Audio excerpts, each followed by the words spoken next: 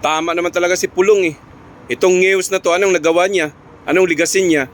Yung mga poster, yung mga rally-rally sa kalsada, ay nako po, news. Wala ka sa Duterte, wala ka sa Duterte legacy talaga. Ang layo nyo, puro lang kayo mga ngaw-ngaw. Eh ang daming korupsyon yan ngayon, hindi nyo talagang matitira, ha? Ang dami, flood control, doon lang talaga kayo sa Duterte, yung 125M, ha? Ang dami diyan ngayon, ang dami.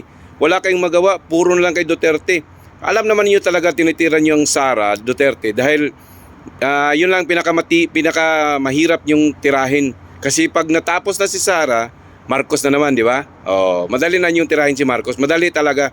So nahirapan kayo kay Sara. So ngayon titirahin niyo si Sara. Pero tama si Pulong. Anong nagawa mo? Ha? Anong nagawa mo sa ano mo diyan? Wala. Oh, di ba? Good luck. Kaigit na.